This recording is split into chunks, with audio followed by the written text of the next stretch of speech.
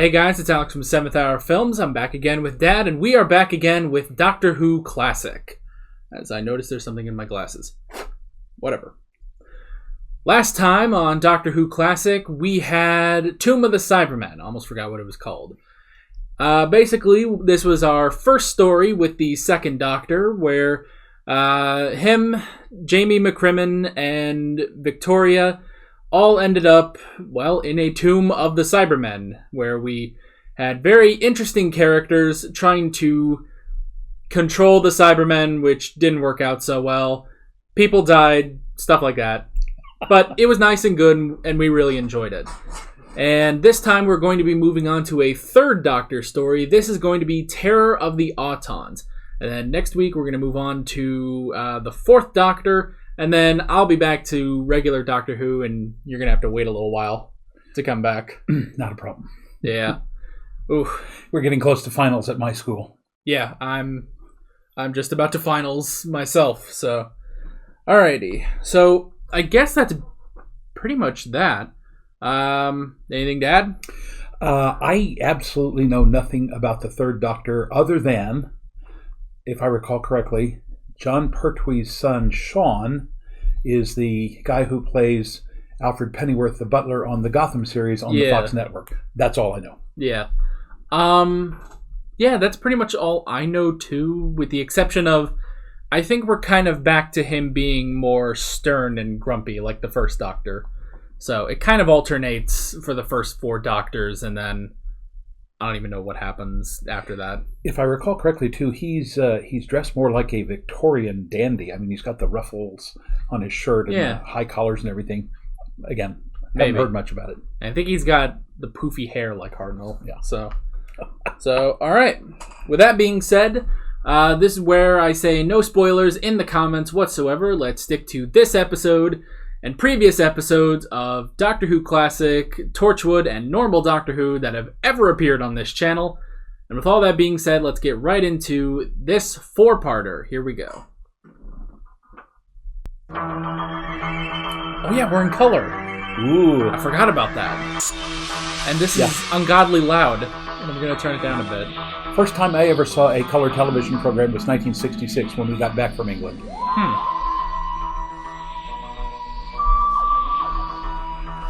It was on NBC, and they were advertising themselves as the all-color network.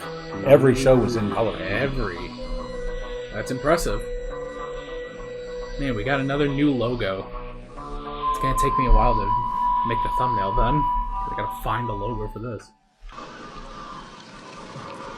Definitely on location again. Yeah, that's good.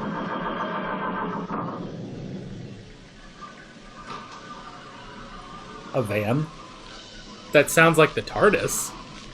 That doesn't seem right. I am usually referred to as the Master. Oh crap. Is that so? Universally. Well, that's just not good. Internationally. Well, that's different. I didn't know the Master could do that.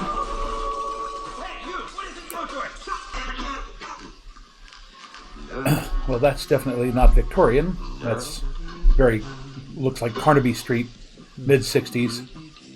Velvet jacket, ruffled cuffs. Yeah. Not today, thank you. I never wore anything like that. I didn't have the body for it. Remarkably gifted race. They have 9 opposable digits. 9 what? 9 opposable digits. Yes, well, never mind. They're all thumbs. Yeah. Which is not an insult, apparently. You know, cryptology, safe breaking, explosives. Firefighting? If I remember what people told me correctly, right now he's working with UNIT, which is like a UN alien task force, like S.H.I.E.L.D. I'm sorry I ruined your and experiment. I actually think he forgot to fly he forgot how to fly the TARDIS, so he's kind of stuck now. You've just got to be joking. There's precious little to joke about, Miss Grant. That thing is appallingly dangerous. But who would A want to spiral see it? staircase in the back of the TARDIS there? Who? I don't think we're in the TARDIS. Oh. I think that's just his lab. I think he came out of the TARDIS at first. Oh, by the way, talking of eggs, I want a 4-hour scan below the hydrogen line tomorrow. All right. I'll give you the precise wavelength later. As the computer readouts are still in tape. Yeah. We had those right up until the late 70s. I was working for a newspaper that had that kind of a system.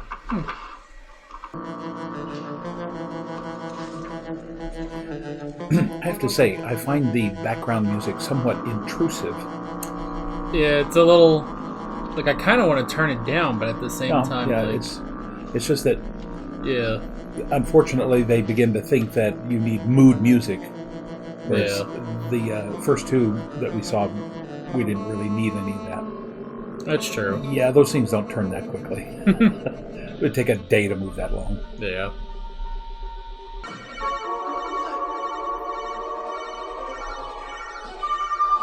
Gotta admit, he's a classic-looking villain. Yeah. Been agitating for a new assistant ever since Miss Shaw went Kind of back looks like to he could Cambridge. play like This is a an highly original qualified series Klingon. scientist. Yeah. I want someone with the same qualifications. Nonsense. The look is very much like the, I don't want to say medieval, but later Renaissance version of this minion of the devil called Mephistopheles. The slick back hair and the bulbous forehead and the goatee. Yeah. Okay, that's certainly not... Oh, I see. Who won on the license plate? It seems to have happened in the control cabin on the top of that tower. So it's his specific car, I guess. Strangely enough, we had a little Vauxhall Victor called the ugliest car in Europe, Stay here with the brigadier. and our license plate was WGP1.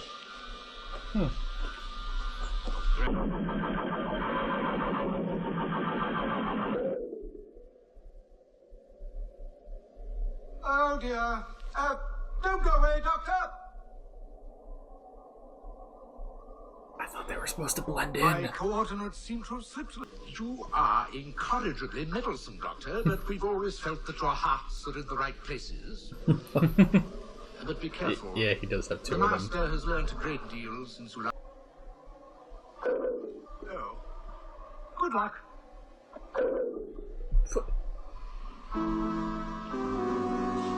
That was a little too much. I don't know what... He didn't have a ship. Oh, hello.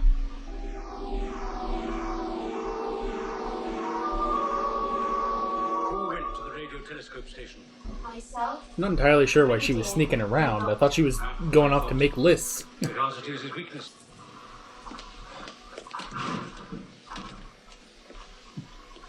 Card filing, the original Google search.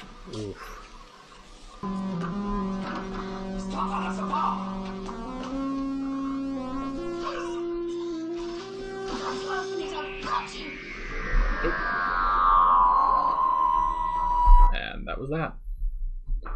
Brigadier Lethbridge Stewart. Such a wonderful name. Interested he's still credited as Doctor Who. When did they drop that and just call him the Doctor? That's weird.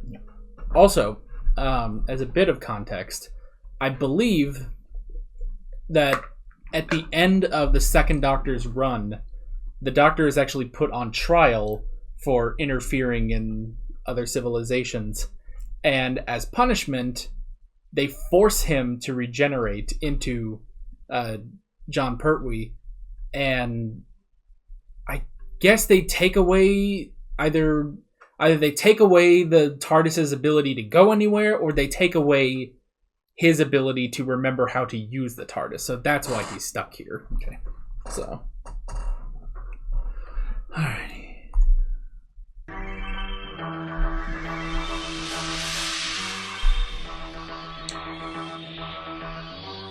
When we were discussing last time these effects we were talking about in the 60s, you can look up liquid light show, and it'll give you all sorts of ways on how to do that. Yeah.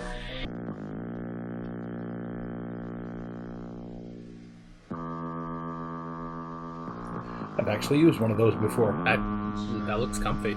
Unique radio. It's basically a swim float, a pool float. Yeah. I did a play back in the 70s where we needed a couple of those. We were in Tucson, Arizona, and they were nowhere to be found.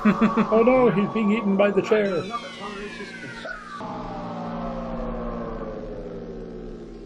I mean, they're being more creative with how they use the plastic.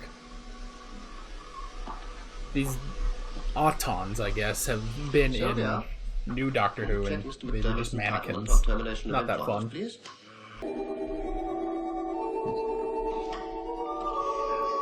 Looks like a gingerbread man. Yeah. Oh, that was nothing to do with you, my dear. That was the master. Why don't you go out and do something about it? I'm okay again. Why is he Master. still in the lab? Oh, so you recovered your memory then? No, We can't just sit about waiting for something to pop up from Miss Grant's mind. If my agents don't turn up something soon, I'm going to surround and search every factory on that list. You know, Brigadier, your methods have all the refined subtlety of a bull in a china shop. I guess that's why he's still in the lab. It's a bit tenuous, sir. Well, I'll be there.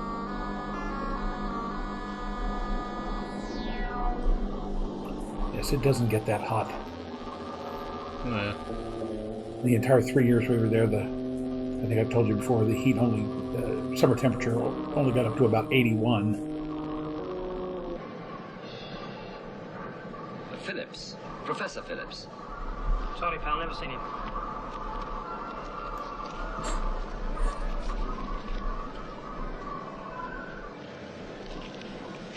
Wait a minute. Yeah, that looks like Toberman from the last one.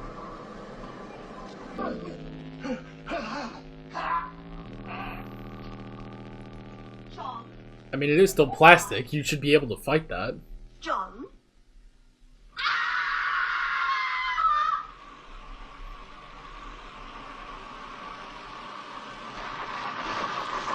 Interesting use of green screen on the little guy, though, Yeah. making him even smaller. Excuse me, officer. Could I see your warrant card?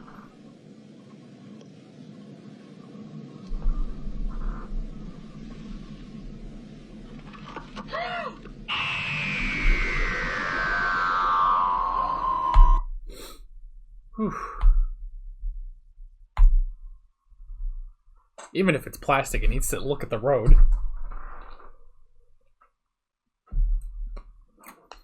It's interesting that this involves the Autons at all. Like I get this is all formulated by the master, but why does he need the plastic? Yeah. That I don't understand.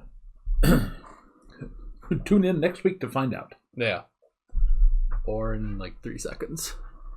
Where are they taking us? I was also going to say, it's interesting that they didn't take the Master's Sounds like a TARDIS, quarry. but then I remembered, oh yeah, he doesn't know how to fly that. Excuse me, officer. Could I see your warrant card?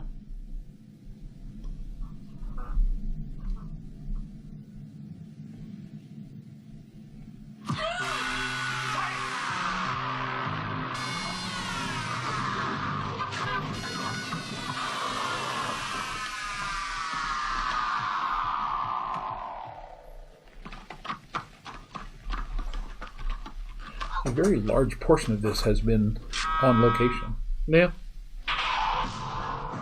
So they still have guns.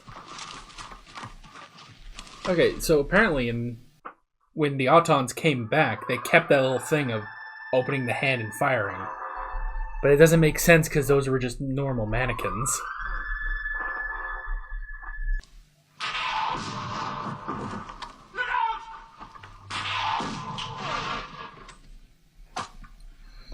Could have been wearing a red shirt. Yeah. I mean, that looked like it had to hurt. That, like, I don't think they used a stunt double for that, or... They're Autons. Bullets can't stop them. All right, I'll run them over.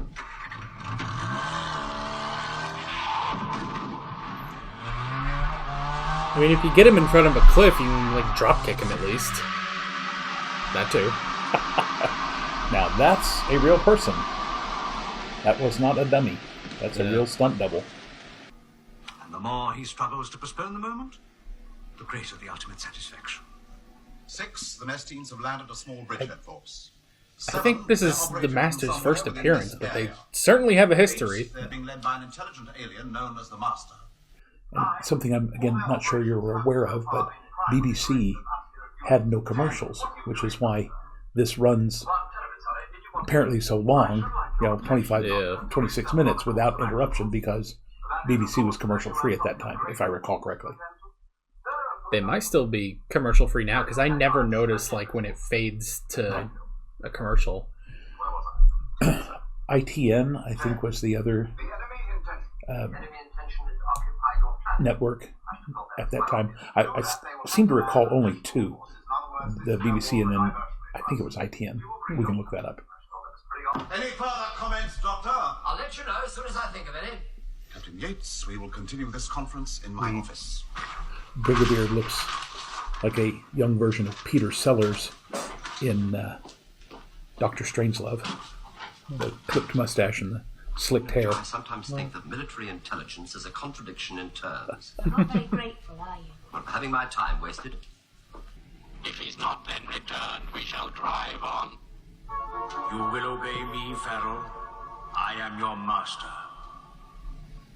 Alright. A, I didn't know the Autons could talk. B, I didn't know they sounded like the Daleks. Business appears to be proceeding. My husband didn't like him at all. What was his name? Colonel Masters. I knew it. It's not a great disguise name. Just going by Masters. Again. I've been checked more times. Let's try the head.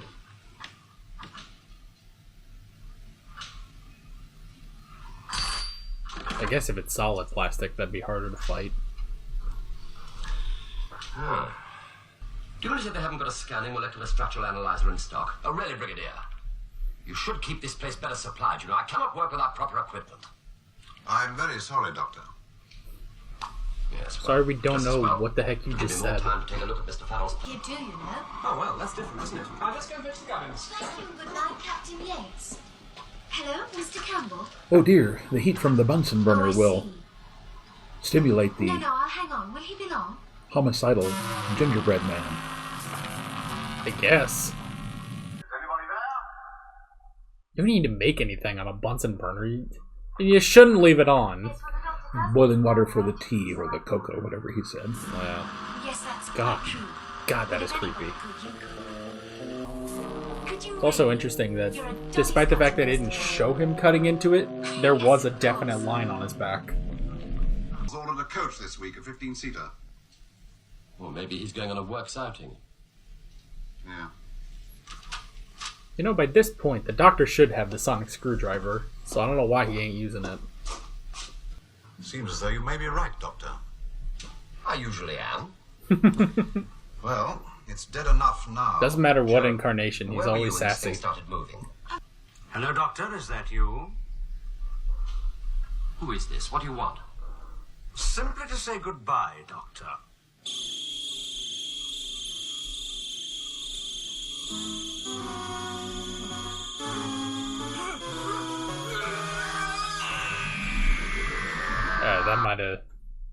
That might have been a little much. Alrighty. Was that supposed to be the plastic cord on the telephone? Yeah. So if he was controlling it, it would be... And the guy that was doing that said that he got an extra long cord because the Doctor likes to walk and talk. I also find it interesting that they give credit to the authors, but not to the directors. Yeah. Well, they sort of do the same thing in New Doctor Who. Like, it'll put the title, and then it'll put, like, by whoever wrote it. And then they get the normal sort of credits that you normally get. Simply to say goodbye, Doctor. The thing is, the Brigadier wants to know if the daffs are dangerous. That, Captain Yates, is what I'm trying Magical to find Misery Tour. Excellent. Where was it? out. Was the Master with them? I couldn't say. You might be able to identify him afterwards. Afterwards? I've got the RAF to lay on a rocket strike. In a few Jeez. hours' time, that coach will be a pile of scrap iron. The military mind at its most scintillating. Yeah, that might be a little excessive, calling him the RAF. What do you think? Seems to be looking for someone. Joe, be careful. Joe! You've come here to kill me, of course. But not without considerable regret. How very comforting. Not without talking for 30 minutes. Yeah. Almost. We've distributed 450,000 of these daffodils. So when 450,000 It's weird that he's holding it like a fall cigar, dead, basically. the country will be disrupted. And in the confusion, the nest... I'm not part of this. 29. The Autons know karate. Yeah.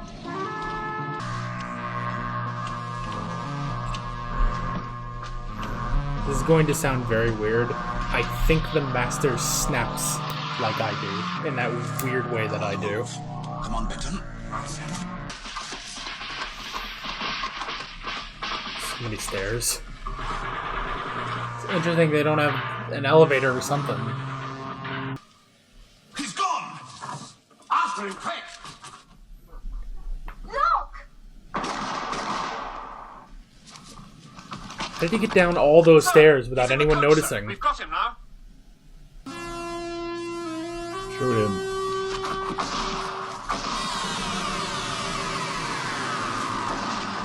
Oh! Well, they shot him. I guess he had to draw first. Yeah. It's the code of the West.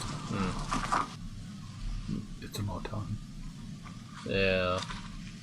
No, it's the other guy. I was gonna say, he'd have to I regenerate. told you not to be too sure. And now he's stuck here on Earth. Yes, I'm afraid so. Can you turn up again, Doctor? Yeah, bound to. You don't seem very worried about it. I'm not. As a matter of fact, Joe, I'm rather looking forward to it. And that's that. All right. Alrighty. Full length. Thanks for stopping by. If you want to hear our discussion on this episode of Doctor Who Classic, you can head back to the normal video at this time. See you there.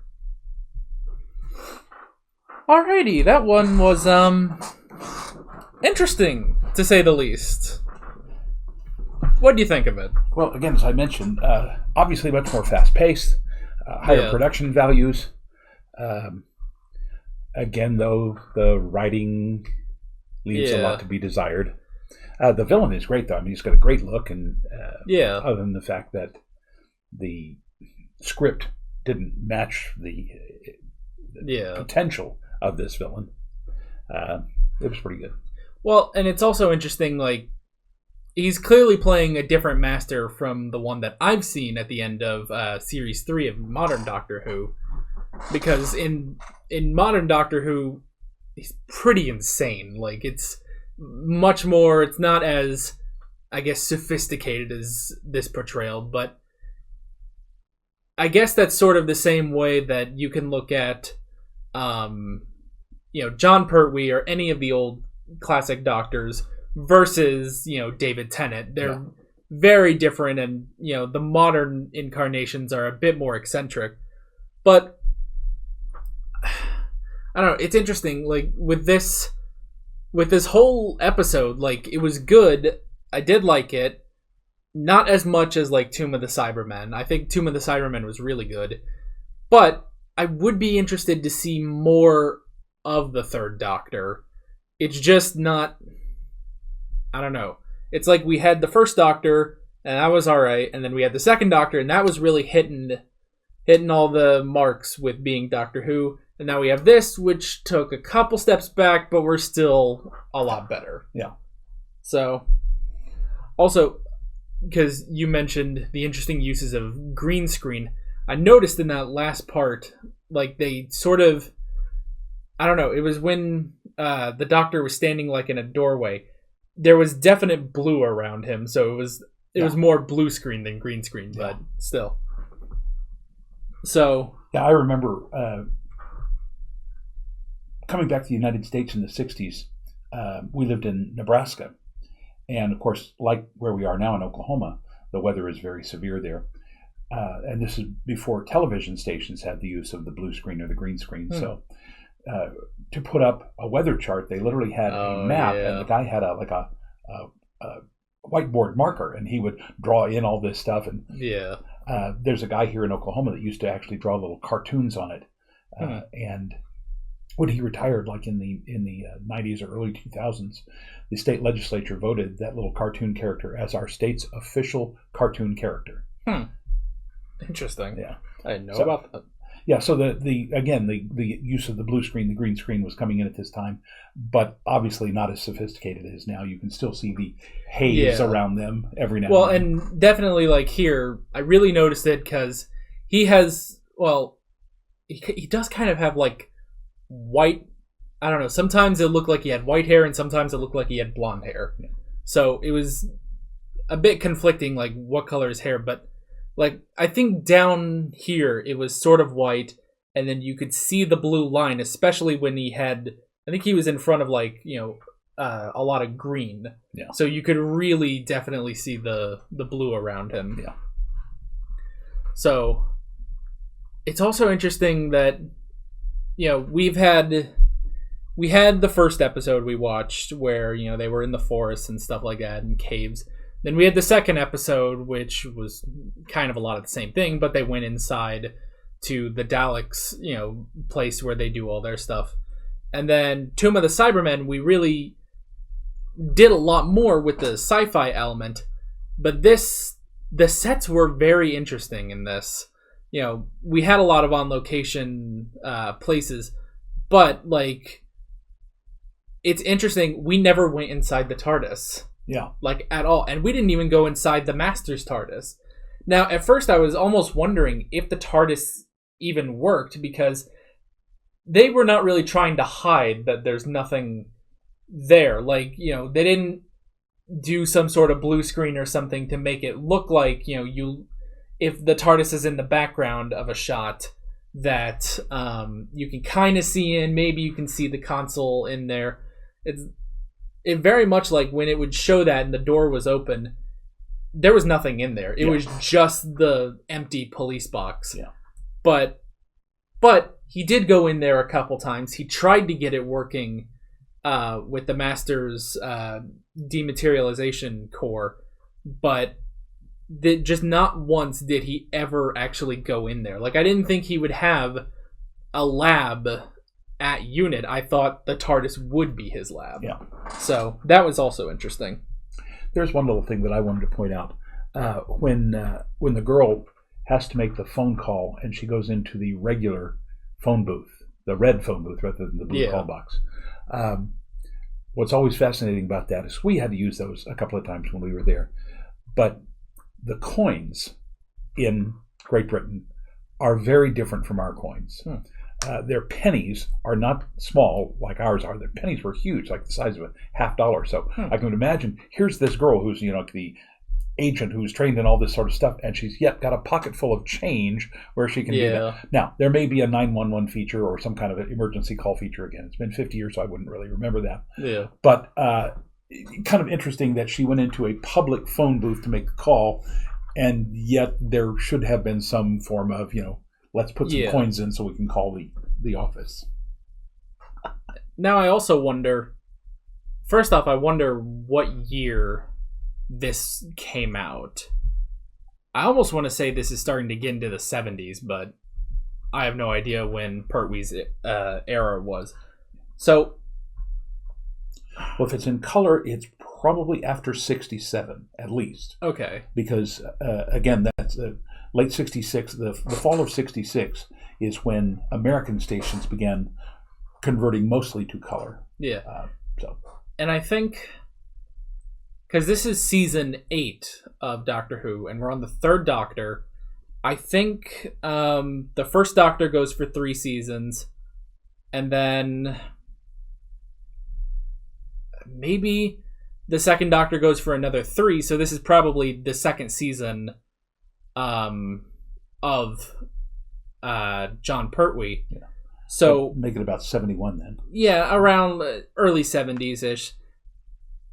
Now, I don't know. Would they have any form of a cell phone at this point? Even like the gigantic bricks? No. You saw the thing that she was using, which is basically a walkie-talkie. Right. That is probably the only thing. Even the brick cell phones didn't come out until like 79, 80. Okay. I remember the first one that I saw, even here in Oklahoma, would have been about 80 or 81, somewhere around there. So, because Because that would help instead of, lugging around a bunch of giant British change and going into a phone booth. And by the way, just asking him to remember something here. First time we went out to San Diego, Mm-hmm. do you remember that we stopped in Lake Havasu City, Arizona, and we saw London Bridge there? Okay. And somewhere I have a picture of you, and you would have been very, very young, but I have a picture of you standing inside a British phone booth because they have a whole little London section there, and they had some phone booths and some fish and chip shops and stuff like that. So a red phone booth. Yes, and I'll go look for that and see if I can remind you. Interesting. It'd be funny if you did get, like, if there was also like a police box there. Yeah. Like that would be funny, that if we had a picture of a police box in San Diego and I just never knew about it. Now, that reminds me of that other story that I was going to tell you. When I finished junior high school, which was 7th, 8th, and 9th grade, and this would have been in the week or two between the end of my 9th grade and the time that we came back to the United States, my parents let me go on a trip with a couple of my friends. We took a bus from Lakenheath down to London. We spent the entire day in London, then came back that night. So I've mentioned to you before, one of the sights that I saw when I was in London in 1966 was London Bridge. And then a couple of years after that, when the city decided that it was too old and it needed to be torn down and replaced, the developer, this multimillionaire developer from Lake Havasu City, Arizona, bought London Bridge, had it completely disassembled, marked it.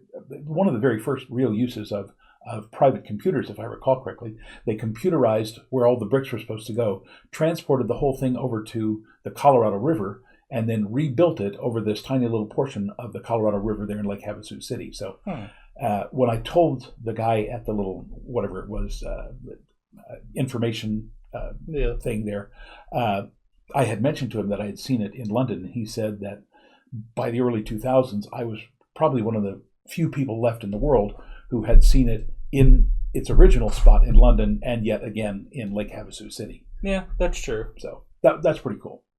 And again, we have pictures of that whole little area down. They have this whole little kind of little London area down there by the bridge. And again, I'm guessing you're not remembering that, but we'll pull out the pictures so that you can see. No, I don't remember that. Yeah, I have the worst memory. Oh, jeez, I'm just realized I'm leaning off out of frame.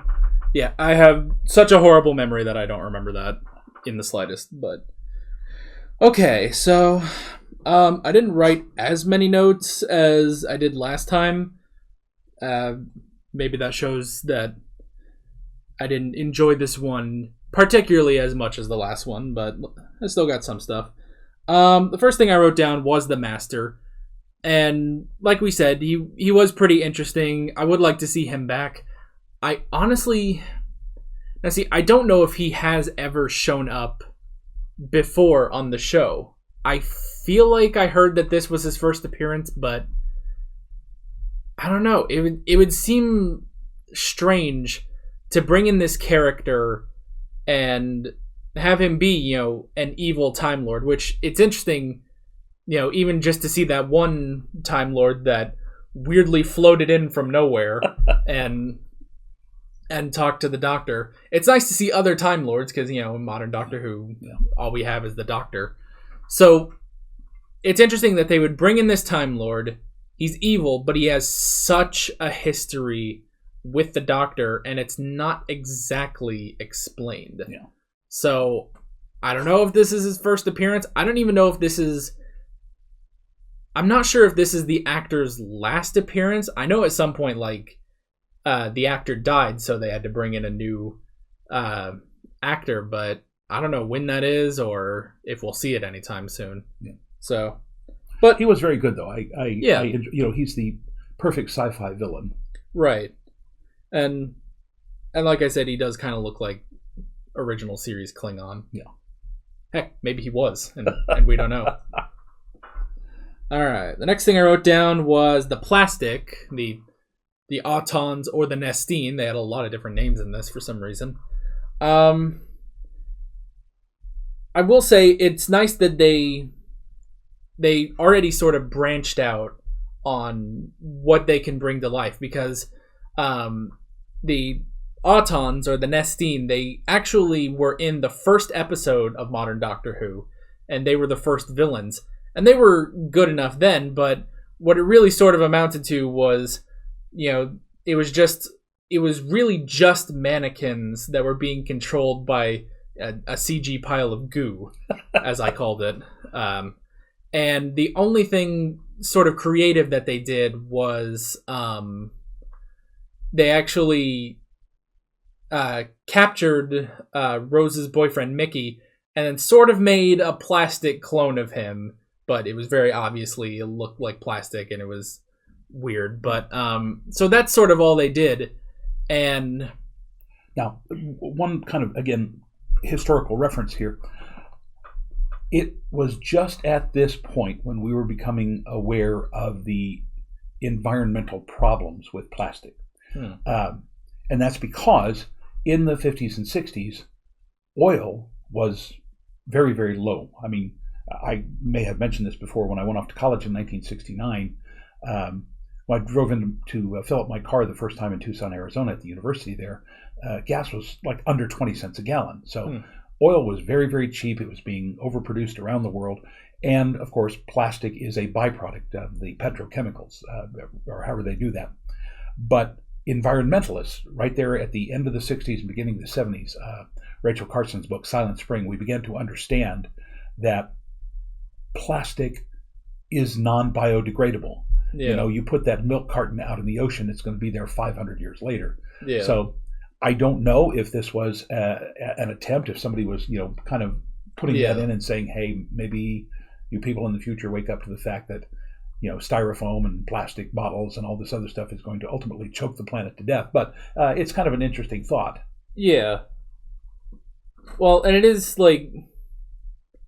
interesting, like, the different ways you can show an evil sort of plastic. Like, okay, we had the doll, and that was, all right, that's pretty obvious. A doll comes to life and stuff like that. But the idea of the flower spitting out some sort of plastic that covers the mouth and the nose, that is also interesting. And then, well, that's also the other thing. Maybe it doesn't actually shoot out plastic, but it does.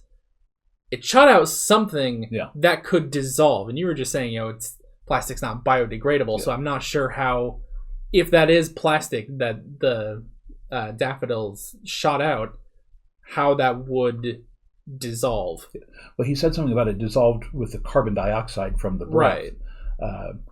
Again, that makes it the perfect murder weapon. It's like, somebody being stabbed with an icicle, because the icicle will then melt and you have the wound, but you don't know what it's caused by because there's nothing there.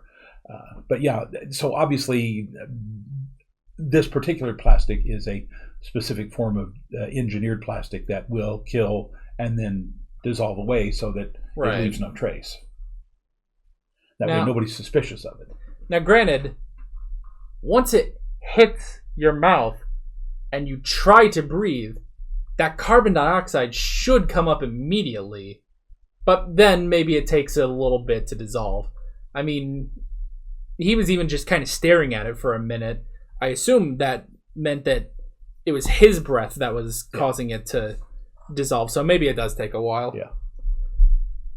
I mean, I'm sure the master perfectly engineered these so that they would be, entirely useful. The next thing I wrote down was the Third Doctor. What do you think about him? Again, he's continuing the trend of getting away from the grumpy old man, although he is still a scientist and he obviously seems to know quite a lot, and he is still kind of gruff and all that. But again, does have a sense of humor, obviously much more of a sense of fashion. The original two doctors wearing the frock coat, which was, again, very late 19th century, early 20th century, and at least he seemed to be wearing something, originally, and all the stills that I've seen of him with the frills and everything, I thought it was more Victorian, which was at least 20th century. But now looking at it, again, that was a very 1960s Carnaby Street kind of, velvet suit with the ruffles. Yeah. A lot of the, I can't remember what they call the mods, did that, and a lot of early rock stars had that sort of stuff. I know the Who did a lot of that. And here's the thing: the early ones, like the Beatles and the Stones, never did that dress up that I remember. But some of the other British groups, what was his name? Dave Clark 5 did that sort of stuff. The Searchers, maybe. I don't know. I'll have to look them up again. Yeah. Well, I mean, I kind of went into this knowing that Pertwee's Doctor was sort of a return to the first Doctor. He's very stern. He's kind of grumpy. And, so he's sort of the opposite of Troughton, who was already the opposite of Hartnell. But it wasn't quite so much like... I don't know. I almost feel like you can understand why he's, grumpy and frustrated about everything now. Especially with the knowledge that the entire reason he regenerated in the first place is because the Time Lords forced him to regenerate as a punishment and took away his ability to use the TARDIS at all. So, okay, it does seem here like, because he was trying to fix the dematerialization core, he might remember how to use the TARDIS. It's just that the Time Lords must have broken it so that he can't go around and do anything. So, and I assume they did more than that to the TARDIS, considering the fact that he never used it. Yeah. So, probably took away a lot of its capabilities, and right now it might just be a nice little, room for him to live in. So with that being said, I understand it. You can clearly tell he's frustrated about a lot of things, especially working with UNIT. I get the feeling he doesn't really care for working with UNIT at this point. But I do still see somewhat, a bit of the playful side that Hartnell showed, when, like in the Daleks, when he was like, yeah, we need to go get the Mercury. And Ian was like, all right, then daylight, we'll go get the Mercury. And he kind of looked at the camera and he was just smiling because because he basically played Ian right into his hands. So there's still some of that, but it is definitely clear he's playing the frustrated Doctor. He's in the worst possible situation he can be in. He's stuck on Earth. He likes Earth, but he can't go anywhere. He can't travel through time. Pretty much it almost seems like any of the problems that are going to arise, like the Master or the Autons, all of that kind of has to come to him rather than him going to a problem and fixing it. Yeah. So, I wrote down the TARDIS, but we pretty much already covered that. And then the last thing I wrote down was temperature/radio. I thought it was a bit weird when they originally said that the Autons were activated by heat, because I thought about it, I was like, okay, well, that doesn't make sense. Like, they're activated by heat. Heat would probably melt the plastics. And then I thought about it, I was like, well wait, okay. When the old guy, I don't remember what his name was, but when he was driving home and the doll was in the back, he was, getting out his handkerchief, he was sweating. So that's because that was the Master had turned up the heat in the car. Right. And so, see, to me, that was kind of a red herring. They turned up the heat at the home. The wife said it was by the radiator. So there are several different references, the Bunsen burner. So it makes you sound like it's going to be heat, and yet the Doctor finally says, no, it's radio waves. So it makes no sense, because where in the car is there going to be, the radio wave, the microwave, and where at home would he have that sort of thing? So I don't know. Yeah, or maybe it's a mix of both of them. Like, could it be that? Because I was kind of thinking when they left the Bunsen burner on, like, maybe the sound actually activated the daffodil. Like, maybe it's a combination, heat, radio waves, and he can sort of mimic that.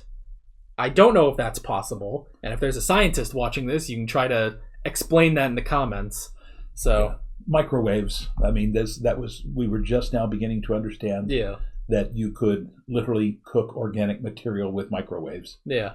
So I don't know. It seemed kind of odd that they set it up to be heat with the turning on the heat in the car and the radiator at home and the Bunsen burner, and then it turns out to be something else. So I don't know. That seemed, and again, never explaining that to us kind of leaves us to go, we don't get it. That's also interesting because this is maybe the fourth or fifth time in watching these episodes that you have said, we were just starting to understand this. So it's like, man, Doctor Who was very topical about everything. Yeah, it really was. I mean, I think that's one of the reasons why it was so popular. Yeah. Is that they did have people who were, and again, although it was, they keep saying it was meant to be a children's show. You still have to make it relevant, because kids are not going to tune in if it doesn't actually end up affecting them. Yeah. So, of course, at this point, I don't know. I'm not sure if this is a quote children's show. It's kind of hard to label anything as a kid's show because when you think kids show, you think like, I don't know, the Teletubbies, something clearly made for kids. When you think of something a bit more a family picture, basically. Like I feel even from the first episode with, yes, it was educational. We're going back and meeting cavemen and stuff. Next episode we meet a bunch of robots, which is whatever. It does seem like this has always been pretty much a family show, which is kind of what, especially once you get into modern Doctor Who and then you get the spin-offs, that's sort of what Doctor Who is positioning itself as. Yeah. Doctor Who is the family show. Torchwood is the adult show, for sure. You got a lot of F-bombs and sex and yeah. And then, from what I'm told, the Sarah Jane Adventures, that is very much a kid show, but it'll be interesting to see if that's true. I believe Sarah Jane is actually a companion to, the third Doctor later on, and actually the fourth Doctor, and she might actually be in the next episode that we're watching. I did notice one thing, that when he was dissecting the little guy, you'll notice that it never went down and showed the scalpel actually cutting into the plastic. Either one. I think that would have probably been traumatic to people to see what they had originally seen as an organic living thing being cut into, even though it was only solid plastic, as he ultimately said. But they didn't actually show that. So I thought that was kind of interesting. They didn't show that, but then again, like I said, once that thing got up, you definitely saw the cut on its back where he cut into it. So yeah, that was pretty cool. And that's basically all I got. So with all that being said, next time on Doctor Who Classic, we'll be watching our final episode for a while, which is Genesis of the Daleks, all 6 parts. You're killing me here. It's 6 parts, but it's supposed to be the best episode of Doctor Who ever. At least that's what people say. So with all that being said, I'm Alex, and that's Dad from 7th Hour Films. We'll see you guys next time. Alright guys, thanks for watching this video. If you want to watch more of our Doctor Who Classic reactions, you can click on the playlist. You can subscribe if you haven't done that already. You can subscribe. Yeah, you can click that bell to make sure you stay up to date on all the uploads. You can support me on Patreon. You can follow me on social media. Links below in the description. See you guys later.